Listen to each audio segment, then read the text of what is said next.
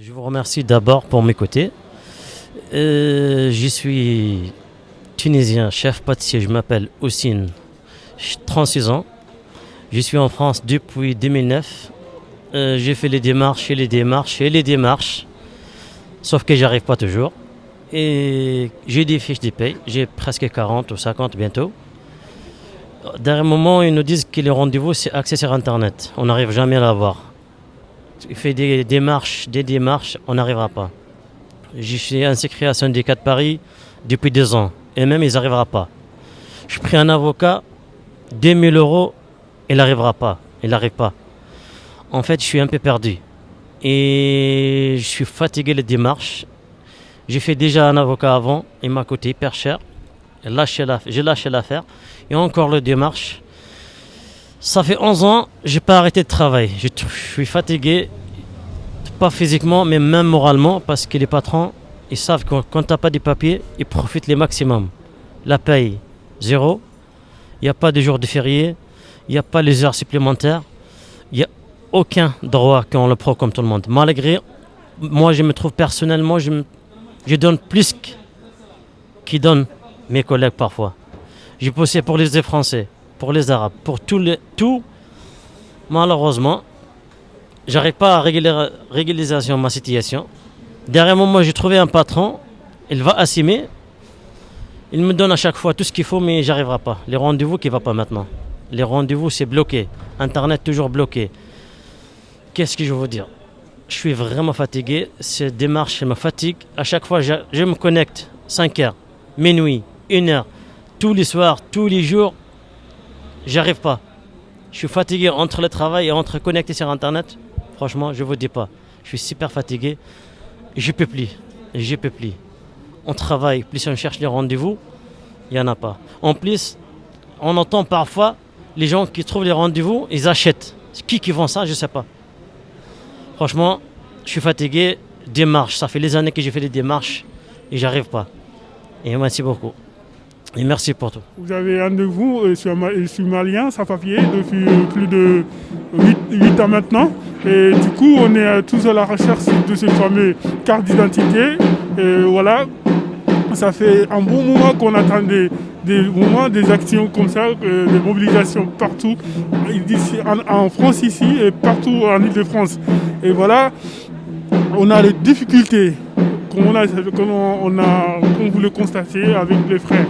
La carte d'identité, le rendez-vous encore. Avec les images, vous le voyez bien, on en a plein, et on n'en finit pas. Et on a assez maintenant d'attendre de ce fil d'attente qui demande toujours de temps. Ça prend beaucoup, ça gaspille beaucoup d'énergie. D'autant plus celui qui va au travail et tu cherches un rendez-vous sur Internet, vous voyez que ça passe pas. Voilà. Voilà. Je représente l'association Femmes Solidaires 93. C'est une association nationale qui est une association féministe, universaliste, laïque. Voilà. Et on mène actuellement une action avec le collectif du Livre Noir, la Ligue des droits de l'homme, etc., le réseau Éducation sans frontières, pour que les personnes que nous connaissons puissent avoir des papiers, des titres de séjour. C'est le thème du rassemblement aujourd'hui et d'autres. Donc nous, on reçoit beaucoup de femmes, évidemment. Déjà, historiquement, des femmes victimes de violences. Et là, ici, il se trouve que ce sont des femmes victimes d'une violence institutionnelle gravissime pour elles et pour leurs enfants. Parce que les femmes sont très très souvent accompagnées de leurs enfants quand elles émigrent. Elles sont aussi de plus en plus nombreuses à émigrer sans leur conjoint, sans homme avec elles, mais elles ont les enfants avec elles. Et elles sont la plupart du temps en plus victimes de violences très très graves, souvent sur leur parcours de migration. Donc elles sont double ou triplement choquées des violences subies, d'avoir à quitter leur pays qui ne les ont pas non plus beaucoup aidées, c'est le moins qu'on puisse dire, de voyager et de mal être accueillies ensuite en compagnie de leurs enfants, alors qu'elles ont eu l'espoir qu'elles pourraient, comme tous les émigrés, faire en sorte que l'avenir de leurs enfants au moins soit assuré et soit meilleur que ce qu'elles n'ont elles. Et elle se retrouve avec ces violences institutionnelles de France, mais aussi des autres pays de l'Union européenne. Bon, moi, je vais un peu parler aussi en mon nom personnel. Je suis descendante d'émigrés aussi. Dans ma famille, on a bien expliqué qu'ils avaient été très très mal accueillis en France, mais ils étaient restés. Et l'idée de tous les émigrés, c'est d'aider la génération qui vient aussi à pouvoir avoir des bonnes chances d'intégration, des bonnes chances d'éducation, des bonnes chances d'avoir une vie meilleure, quoi, que celle qui est réservée dans leur pays, où malheureusement, enfin, il faut quand même qu'on le dise, on ne le dit pas beaucoup, je trouve, mais la France continue à faire des guerres dans des pays dont les habitants sont obligés de partir pour leur sécurité et pour leur insertion à elles, voilà, à eux et à elles. Donc on est en train de préparer avec les associations du collectif, de préparer effectivement aussi des référés. On déposera des référés puisqu'on entend que c'est quelque chose qui est effectivement aidant et qui donne des résultats actuellement. Et puis ce qui est terrible, c'est d'entendre aussi que les préfets, les préfectures sont condamnés à payer des amendes. Et c'est de l'argent des contribuables quand même.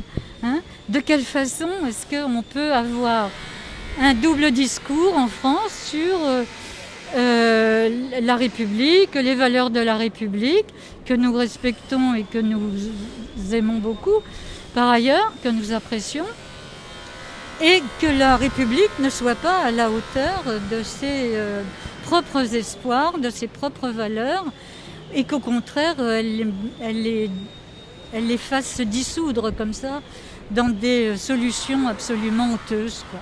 Non, bien sûr, non. Alors elles sont très difficilement prioritaires en Seine-Saint-Denis et dans d'autres départements. Un grand problème, c'est effectivement l'hébergement, quelle que soit la situation des femmes. Nous, on a traditionnellement accueilli des femmes victimes de violences, c'est très compliqué.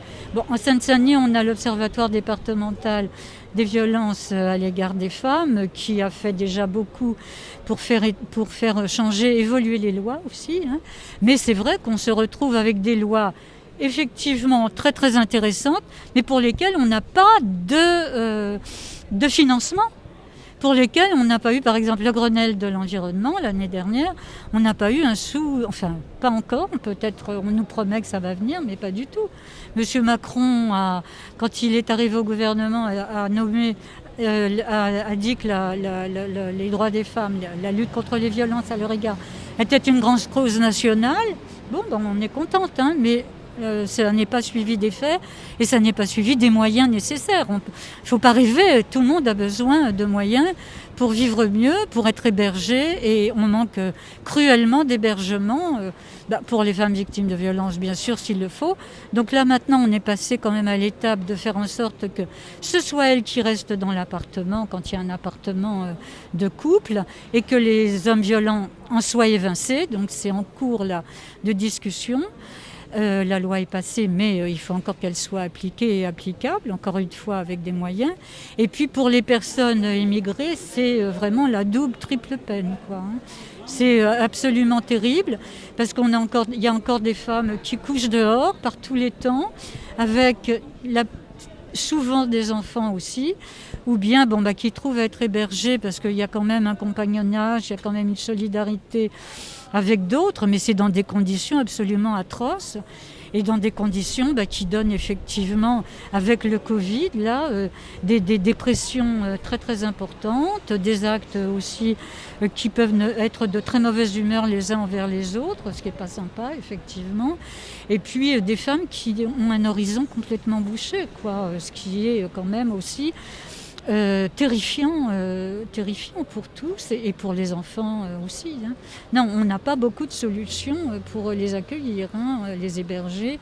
Il faut effectivement que ça se fasse. Ensuite, qu'elles puissent avoir effectivement des possibilités de vivre tout à fait dignement et tout à fait avec espoir, quoi. Et là, ça n'est pas le cas non plus. Hein. Et pourtant, c'est des femmes extrêmement courageuses. Hein. C'est terrible d'émigrer, c'est terrible de se retrouver dans des parcours d'immigration où elles subissent elles-mêmes des violences, des pressions, et où elles ont aussi elles ont aussi vraiment l'espoir chevillé au corps quand même, quoi. Pour elles et pour les enfants, je répète, c'est vraiment très très très important l'attention qu'elles portent toujours à leurs enfants, quoi. Voilà. Et la France n'est pas un pays d'accueil, n'est plus un pays d'accueil, ce qui est quand même scandaleux aussi.